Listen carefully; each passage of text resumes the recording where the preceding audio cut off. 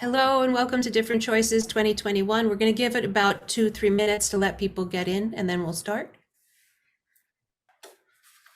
All right, so we're going to get started and we'll let people in as they arrive. Welcome everybody to Different Choices 2021. We're really glad you're here.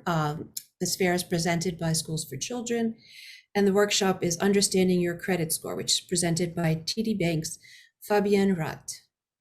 I'm Nina Rate. I said it all. I asked you a million times and then I said it wrong. I'm Nina Fiore, and we're glad to have you here. If you have questions, Fabienne's going to give a presentation. If you think of questions while she's presenting, just put them in the chat, and then we will ask. We'll leave a good amount of time for Q&A at the end. So if you don't want to forget your question, put it in the chat and we'll be asking Fabienne for you. If you have any questions you don't want your name associated with, like if personal finance info you don't want us to announce or anything, you can just send it to me or Raymond personally, and then we'll ask for you anonymously. Okay. So we're really glad TDBank agreed to do this with us. It's a wonderful service they do for the community. So I'm going to pass you over to Fabienne, who will introduce herself and also begin the presentation. Hello, everyone. Good afternoon. Thank you so much for having me. I am Fabienne Rate. I work at TDBank and I'm a store manager in the Plainville, Connecticut location. I'm so happy to join you today to talk about credit awareness and how important preparing your credit plays into reaching financial goals. So during the workshop, we're going to explore easy ways to build, maintain, and repair our credit. Next slide.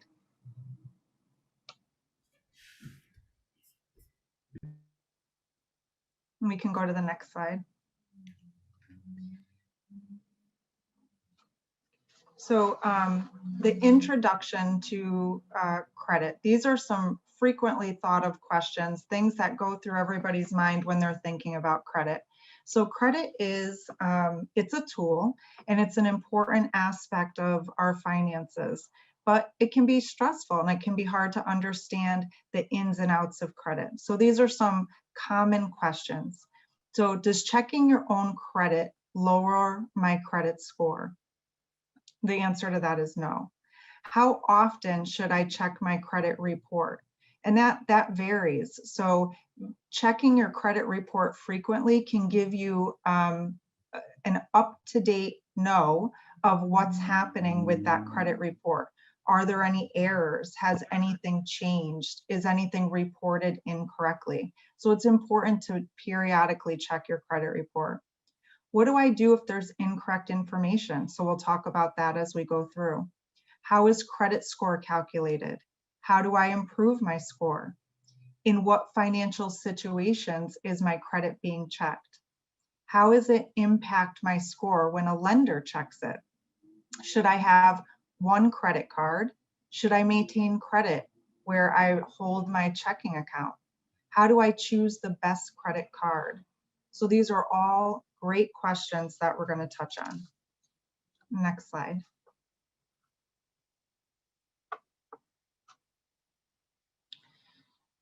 How is a strong credit score going to help you? We're going to explore how credit scores impact our financial choices, accessing and understanding credit reports, building, maintaining, and repairing credit, and credit card tips and strategies. So we'll cover the following as we go throughout. Next slide.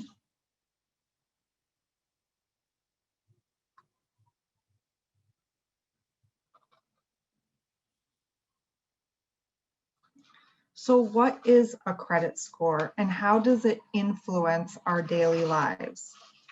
If you go to the next score, we're going to break it down a bit. The next slide, excuse me.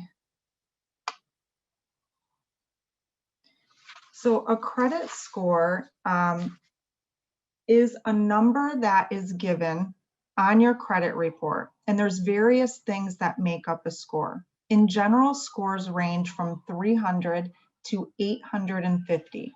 The higher your credit score, the better credit worthiness you have with potential lenders. So there's an example. There are 3 major credit bureaus: Equifax, Experian, and TransUnion. Not all credit is reported to each major credit bureau. So that's why scores differ.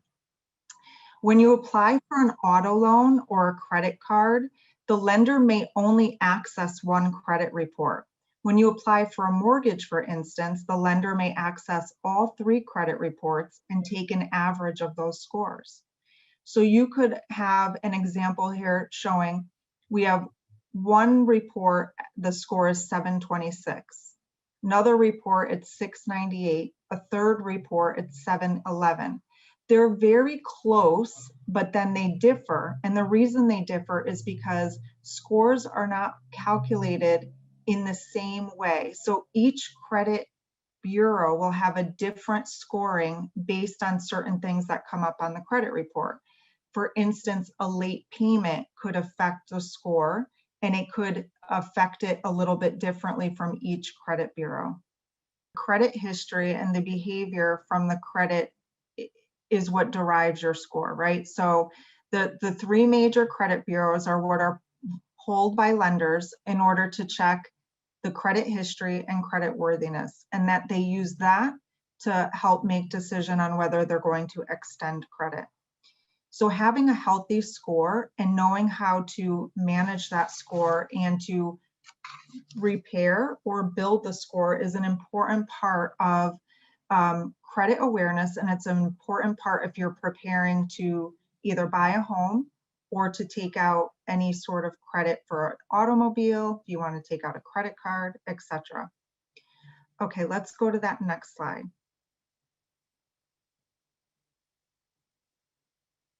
So these are some factors that make up the credit score. Payment history is a very big part of your credit score. So if you have on-time payment history, it will affect your score in a positive way. So it will help build and keep your score strong. If there's unpaid debt, specifically to the percentage of available credit you have out on your credit line, that could draw your score down. For instance, if you have a credit card out and it's maxed or spent the entire line, that can drag your score down. A good habit is to have at least 30% of your credit line available. That will help keep your score in a positive light. The length of history you have with your creditors also affects your score. The number of new credit applications taken in a certain period of time also affects your credit score. And the types of credit that you have and how long you have had them affect your credit score. So there's a lot that goes into that formula. Okay, next slide. So again, we talked about the importance of checking your credit report, and we've touched upon how often that should be. So annually, you get 1 free credit report from each major credit bureau. So it's a good habit to touch base at least annually on your credit report. Now, if you're working on repairing your credit, or if you had mistakes on your credit, you might access it more frequently, or sign up for a free like annualcreditreport.com, so you can go on there frequently and check as you're repairing or looking to see that things are corrected. These are again, the major credit bureaus and their website and phone numbers. So Equifax, Experian, and TransUnion are some important ones to know, and you can find that online and access their customer service numbers. We also have our resources added to your website as well, so that you can link these easily. All right, next slide. So there's an example of somebody that is about 29 years old. This is an example of things that had shown up on a credit report and how they could affect your credit. This could be seen on anybody's credit report, depending on your situation. So this is an illustration. So on your credit report, you're going to see some identifying information. So your full name, social security, your number, the social security number and address. So this is important and this helps your credit score. Current credit card use. So this particular illustration, the person has 2 credit cards with less than 10% of a balance. This would help a credit score. Car loan payments are showing 1 late payment in the history.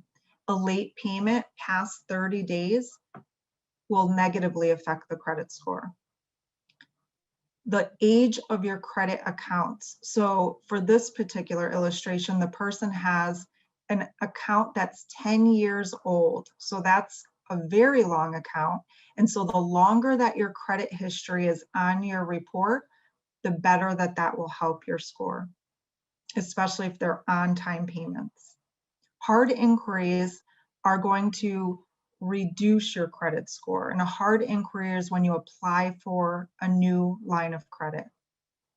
Derogatory marks, collection items, for instance, a utility bill that may not be paid or may not be accurate could derogatorily affect your credit score.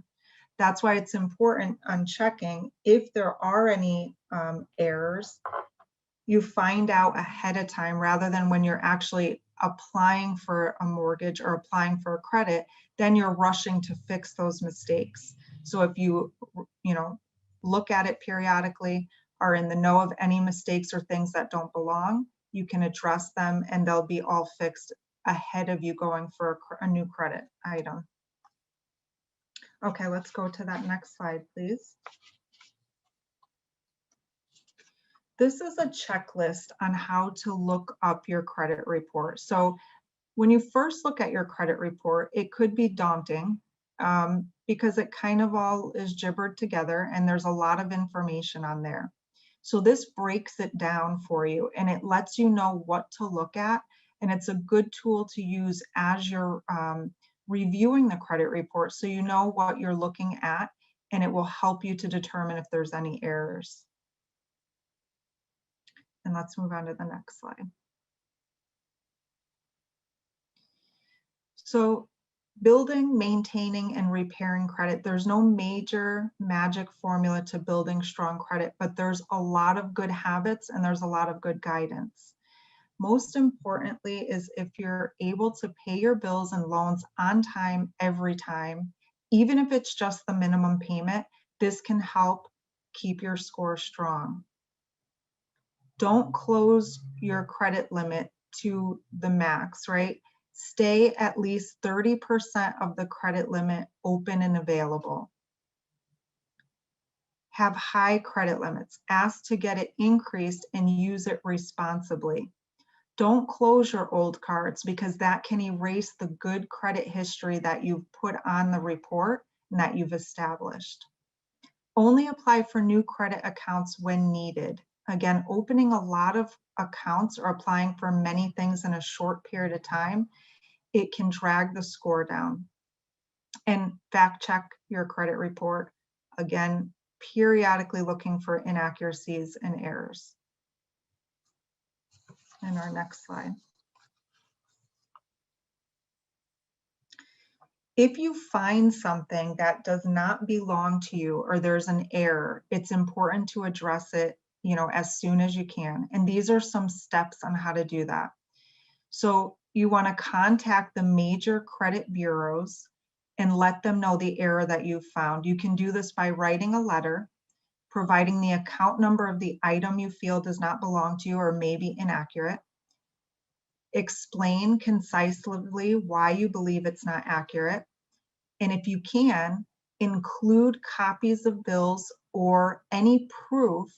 Let's say that you've paid the item, a receipt that it may have been paid so that you can accurately show the credit bureau that that needs to be removed. Provide your address, phone number so that the credit bureau can contact you back and if you need to further investigate the item. Make a copy of the letter and keep it for your records so that you have it on file.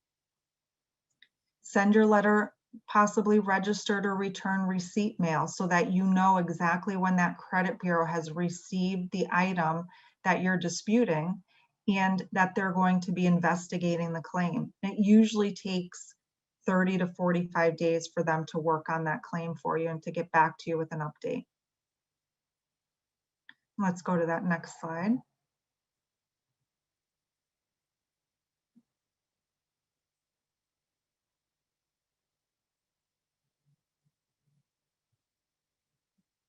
Sometimes things can get off track, and taking steps to rebuild credit are important.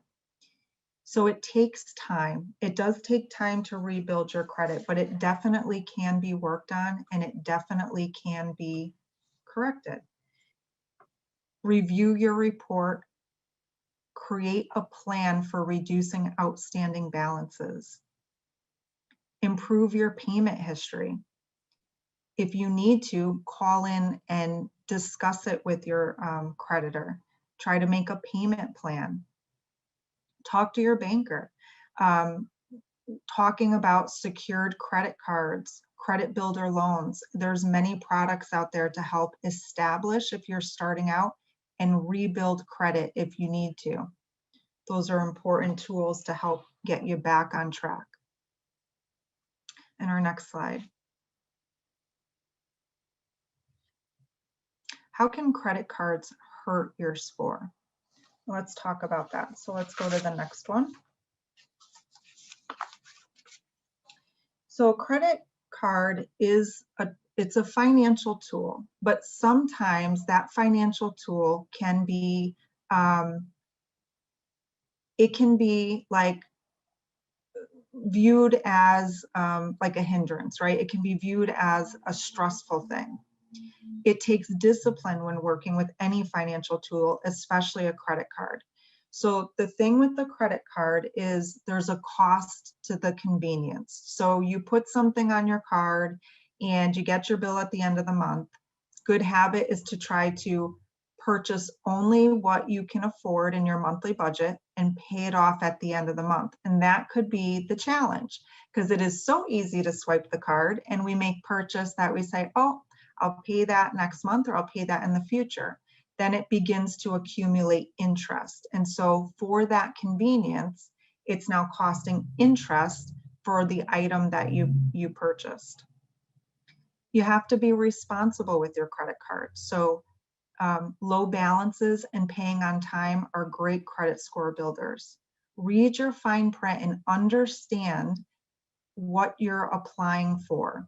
So there are some credit cards that have no annual fees. There are some credit cards that do have annual fees. There are some that come with cash rewards, and there are some that have various interest rates. So it's good to understand what you're applying for and know the card that you're getting into. Stay in the know. Read any letters, correspondence, emails, and notifications from your creditors and from your credit card company. And if you are in a hardship and can't make the minimum, call them. Let them know what's going on and discuss it. Make a plan so that they know that you're going to work on it and that they've got a note on file as what's going on, and so that the card isn't just left or forgotten about. And let's move to that next slide. These are some great resources to help understand more about FICO score, how to access your credit report, how to learn about personal finances and financial education. So we have a learning center at TD.com, and you're able to click on that link and register to do some personal development on finances. Now we're going to open it up to questions. I know I saw some things come up in the chat. Let me just see if I can open this back up. Raymond, do you want to stop sharing the slides?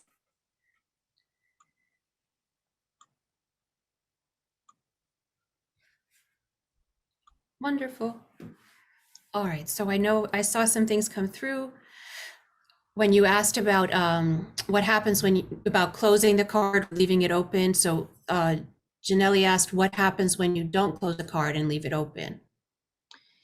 So if it's a card that you've had for a long time and it's a card that you've had great payment history with, you just kind of leave it there. And it's not that you have to use it, but it's still sitting there out on your credit history to help with your score. If you close that card, it will erase the history that you had. So it will actually drag your score down. It's always recommended not to close a card. If you open one and decide quickly that you don't want it, that will still probably ding your score a bit, but it's not the same as if you've had a card for 10, 15, 20 years and you've been using it, periodically, and you're always paying on time. That is good credit history. It stays with you. And so that's why it's recommended not to close it. And then the next question from Narun is, how long should you wait to open another credit card account if you do close one? It really depends. So that's the other thing, is about starting out. If you're starting out, a great secured credit card is the way to go. And what I say is, use that card on things that you would normally buy, like maybe your gas, your food. Instead of buying a bunch of stuff just to help establish or reestablish credit, use it for things you would necessarily need and then pay it off at the end of the month. I would say that it takes at least anywhere between 6 to 12 months to actually get some good history on your report. So before I took on another card, I'd at least wait that time frame. Now, if you're looking to get into home ownership or things of that nature, you need a few credit lines open and available to show that you've had that credit history. That could include 1 or 2 credit cards. It could include a car payment or an installment loan. So there's various types of credit that can be on your credit report aside from a credit card, but the credit card is easiest way to get started and to establish some history. So long story short, I'd say let's wait about 6 to 12 months before applying for another line of credit, especially if it's new. Why do banks check your credit score if you want to open up an account?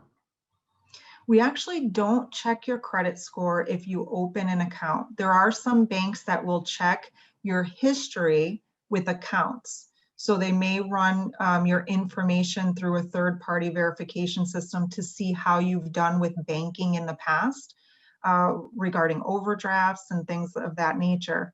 But we're actually not able to run your credit report unless you actually apply for credit. So if you're going to apply for a secured card, a car loan, a mortgage, a personal loan, we would run your credit at that point. But just to open a checking or a savings with a debit card, we actually don't pull credit. The other question is another question. What should I do if I think my account has been hacked? If you think your account has been hacked, the first thing you want to do is contact the bank right away. Because if you see something on your account, just as we were saying about your credit report, anytime you see something on your bank account that you feel isn't something you authorized, you want to contact your bank immediately. So depending on what type of transaction that is, bank will guide you whether you need to close your card, close your account. It all depends on the type of transaction and what transpired. But best course of action is to call the bank right away, talk with somebody, and they'll guide you through that scenario. Another question, is it worth using apps like Credit Karma? Do you recommend any apps like that? Yeah, Credit Karma is actually a good app because it doesn't cost anything. They're well known. The score is going to vary, and I touched base on that a little bit earlier in the presentation. Each creditor has their own scoring depending on what's out on the credit report. So they vary a bit, but a Credit Karma it's like a good estimate. It's going to give you an idea of where you land. It may not be exactly where the credit report when it pulls, but it's a very, very good estimate, and it will be a good guide to where you are. And you had mentioned earlier in the slide, it said like if you're not able to make a payment, like pick up the phone and call the bank or call, is that, Absolutely. is that helpful? It absolutely is helpful, because if you have a situation, life comes down everybody's pike. There's certain things that come up, and Especially lately. especially late in it, and especially things we've seen in the pandemic. But it's always a good course of action to make a plan and discuss it with your creditor so they know what is happening. They can notate your file. And a lot of times they can work out something with you, whether that be a payment plan or, depending on the type of credit, sometimes a rate modification to make things easier. There's a lot of things that can be done. So it's always a good course of action to speak up and see, if there's an agreement that can be made. It Janelle definitely asked, shows responsibility as well. yeah, I mean, I think people don't realize that because you're like trying to avoid it. But if you pick up the phone and face it, it does have its benefits, no? That's part of finances, and that's part of credit. So there are great things about it, but there can be some stressful things, and sometimes it is hard to face. But if you're able to, and in a good, spot that you can communicate with your banker or with your creditor, it is going to be the best course of action. Janelle says, do you have any tips for people with no score who are just starting out with their credit cards? Absolutely. So if you have no score yet and have not established any credit, your best bet is to set up a secured credit card. So the secured credit card is it's a smaller line of credit. So it's a good thing to wet your feet with. Now with the secured credit card, you have to put a certain amount down. Generally, they start at about $300. So you put $300 in a savings account. The bank then extends a credit card to you. It's a real card. As you make your payments on time, it reports favorably to the credit bureau. Now on the reverse, if there were late payments, that would show on the credit bureau as well. If for some reason the line of credit isn't managed properly, the collateral would be taken. So there's not a lot of risk involved. Again, it's a very easy step to get started. And if you're starting on the right foot of making your payments on time, that will there build your credit and report favorably to the credit bureau month over month. Would you recommend, like, if you're not able to make the full payment, make a payment? Like, never You, just leave it be? yeah, absolutely. So that's the other thing with the credit card is as long as you make your minimum payment. So you could get your bill of $200. Let's just say, I'm just using an example, and your minimum payment is $20. If you make your minimum payment, even if you can't pay that whole credit amount that was spent off that month, it's okay. As long as you make your minimum payment, that will report that your payment was complete and on time. If you're unable to make the full minimum payment, it's better, I think, to make some sort of payment than to skip the payment. So if you're able to come up with half, but again, I would recommend reaching out to your creditor and just letting them know, hey, this was a tough month. Maybe you were sick, whatever could have transpired. Let them know and say, this is what I can do. I can send you $15 this month, or I can send you, half of the payment. And that way they'll put it on file. And I think that's, will help better than skipping the payment. Sam asked, when should you go from a secured one to a regular one? Like, what's your So recommendation? that can happen again, depending on the use and depending on the other items that could be in somebody's credit file. Everybody's credit file is different. Everybody's credit experience is different. So there's no set timetable, but again, it could be anywhere roughly between 6 to 12 months. I can explain at TD that we will automatically look after 7 months to see if it's time to graduate to the regular card. And once it's time, we do that automatically for our customer, send a letter, say, congratulations, you're graduating, and release the collateral back to the customer. It's just in their savings again. So does the bank usually determine that, or do you don't really determine that? Is that true? The bank will actually determine when it's time to graduate. They'll periodically take a look on the history of the new card, how it's been going, and the customer's credit history, and say, you know what, we don't need the collateral anymore. They've shown good credit history. They're maintaining this line well. We're going to graduate to the regular card. Great. Other questions? What have you seen, like what types of loans do people take out for college that you've seen? Like what's available for that if it's needed? Through colleges, there are obviously loans that you can take right through the school, like actual student loans. At the bank, what's offered can be borrowing from your equity that you've established in a property. So a home equity loan or line of credit can be used for college expenses. Sometimes people use credit cards for books, expenses. Sometimes even you can pay tuition depending on how much it is on a credit card. There are various types of installment loans or personal loans people might access to help with college expenses. So those would be what's available at the bank level to help finance school. And a home equity loan, is that, I mean, that sounds scary. Is it as scary as it sounds? It is a little bit more in depth than like a credit card that we were talking about. The differences on a home equity loan or line of credit is you have to own a home and there has to be equity established in that property, meaning that you've paid it down and maybe there's no mortgage or maybe there's a small mortgage left on it. Depending on the value of your property, that determines the equity and what you might owe on it. And we calculate what can be used of that equity in a loan. And so that loan can then be used for anything. It can be used to buy a car, to go to school. It can be used for a wedding. It could be used for emergencies. It can be used, for vacationing. There's no limit to what you can use it for. The thing that is different is that you have to have equity in your property in order to qualify for that loan. So you have to have at least paid off some of the mortgage and have like, Or, yes, that's correct. You either have to have paid off some of your mortgage to build up that equity, or your property can appreciate over time. So depending on how the market is for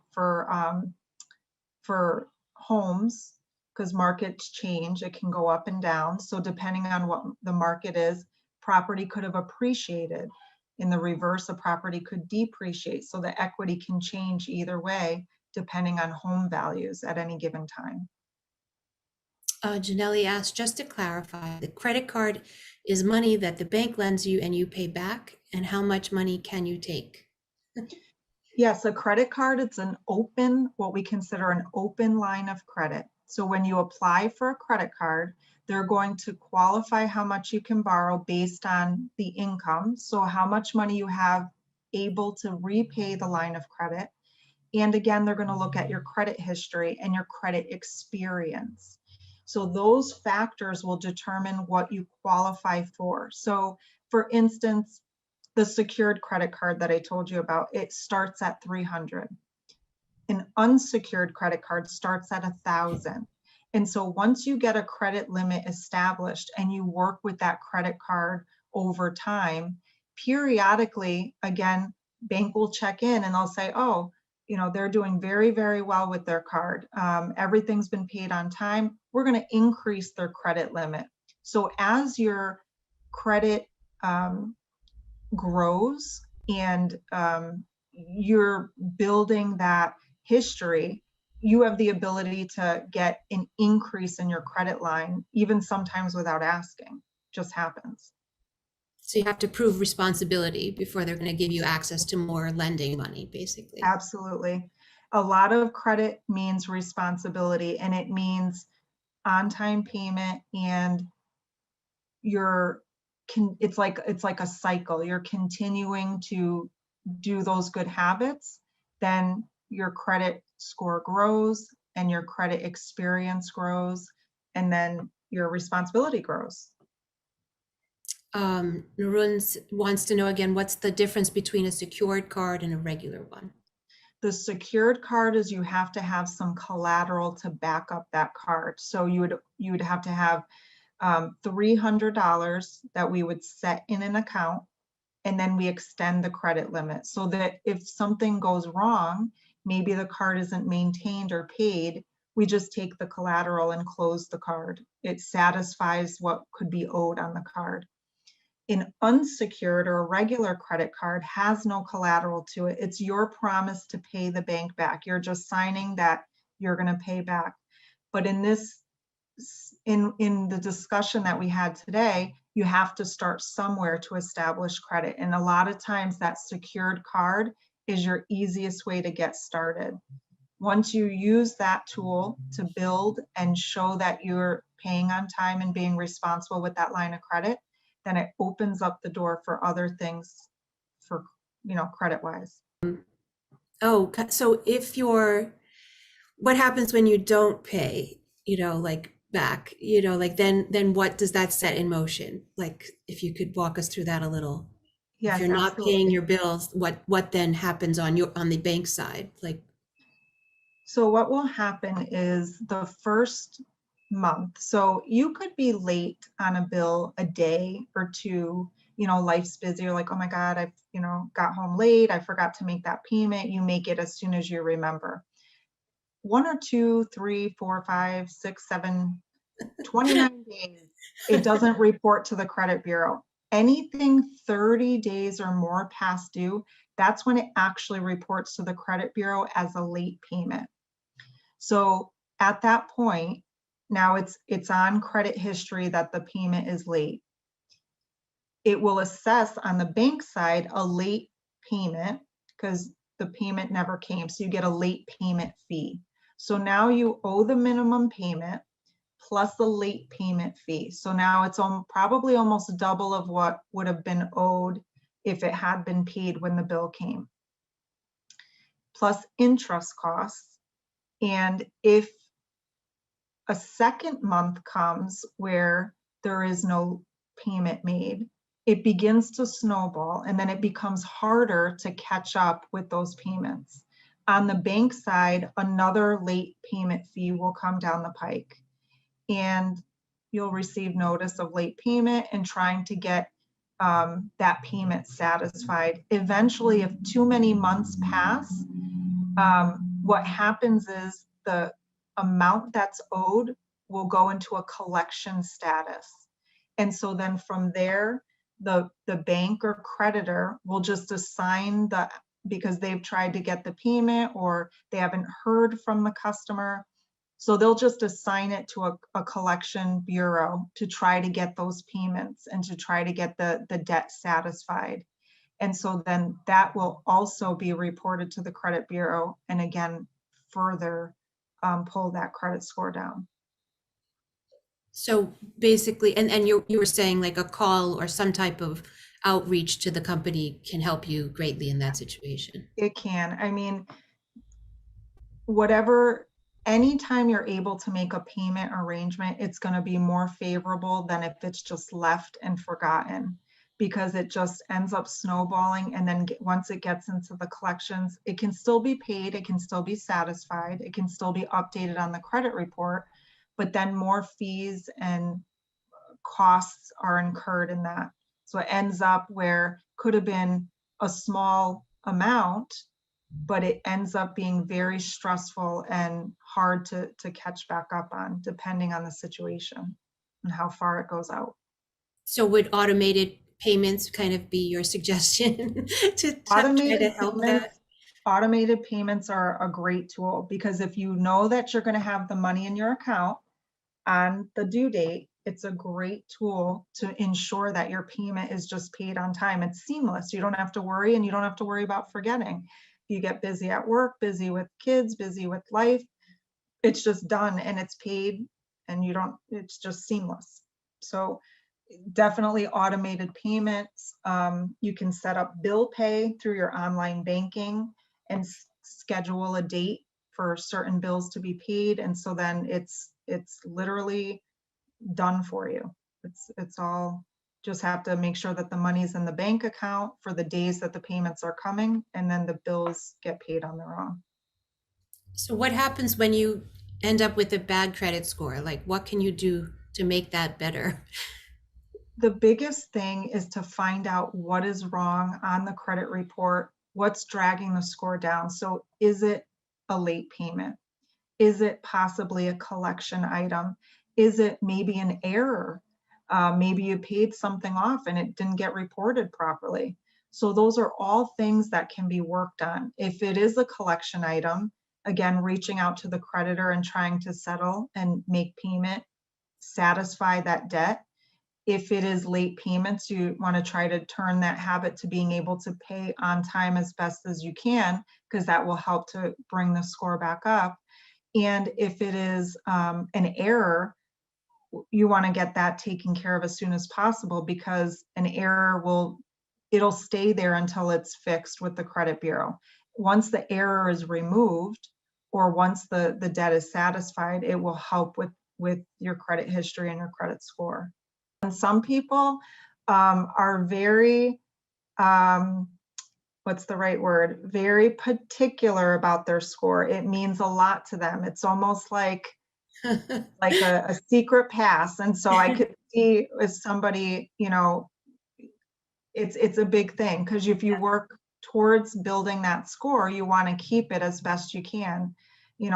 Again, life happens and things happen, and it can always be fixed. But once you get to that spot where you've worked on it and built that score, you want to keep it, and it's a proud moment. So definitely, it's a big, big thing. The other suggestion is, if after school you have put things on credit cards, or you have some credit card debt that you want to help in managing, it's always a good idea to go down to your local banker and talk about it, because sometimes there are other things that you can do with that debt to reduce your interest costs or to reduce your payments, so that when you make your payment, more of that money is going down to pay it rather than just going towards the interest costs.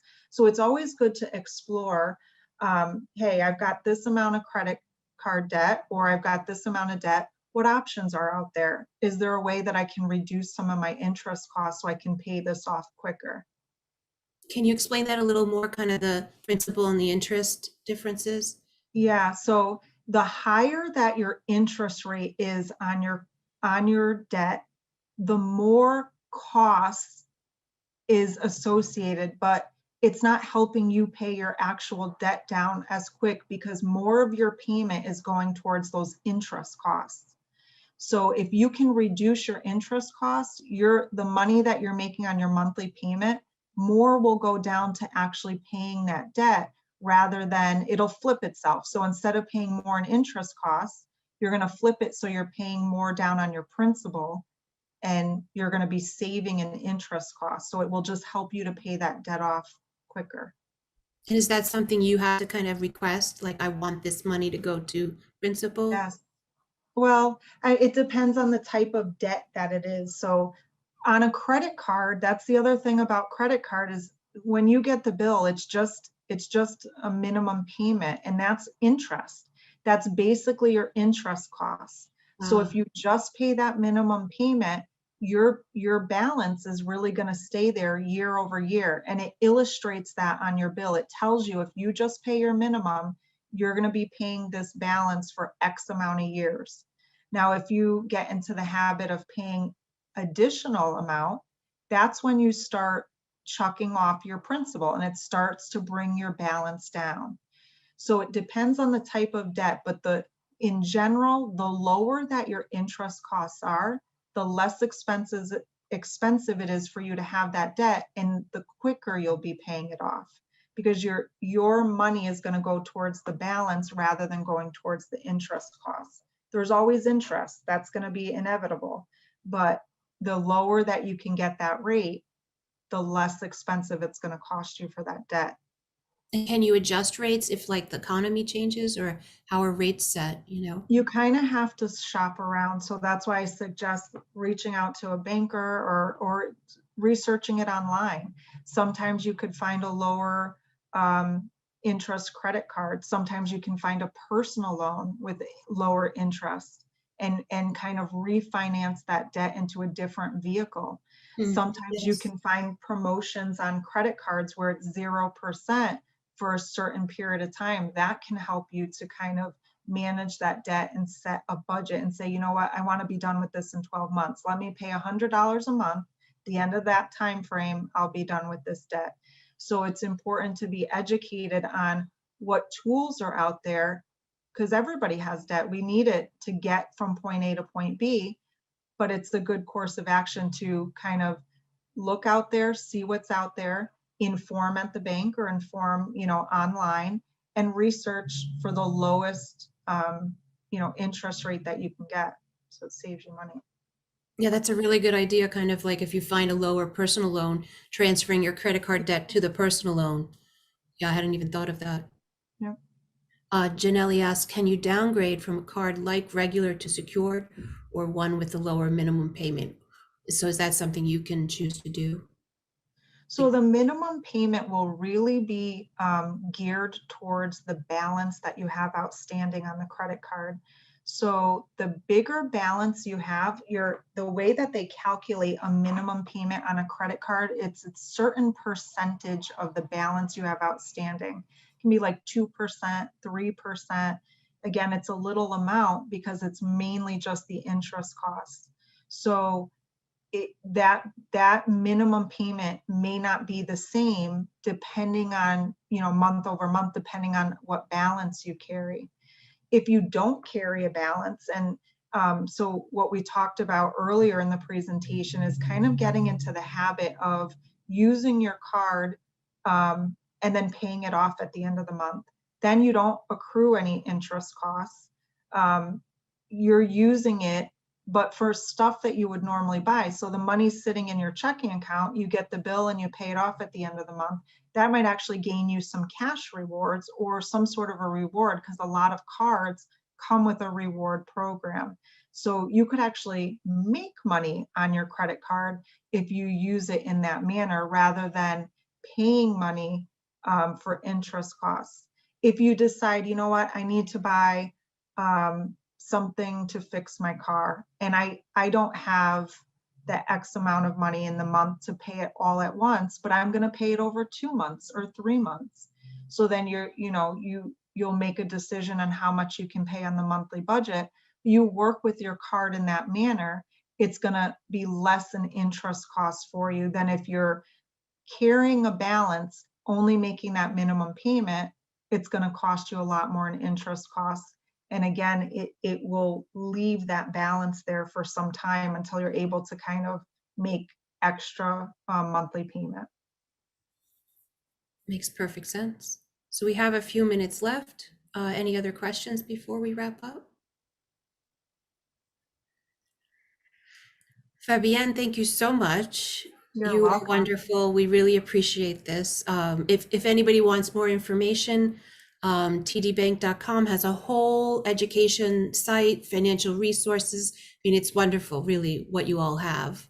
Thank you, Janelli. Thank you for your questions too. And yeah, I was really impressed by all I saw there. Like, I could go off and teach a class if I put all your resources together. Like, it really is a wonderful service.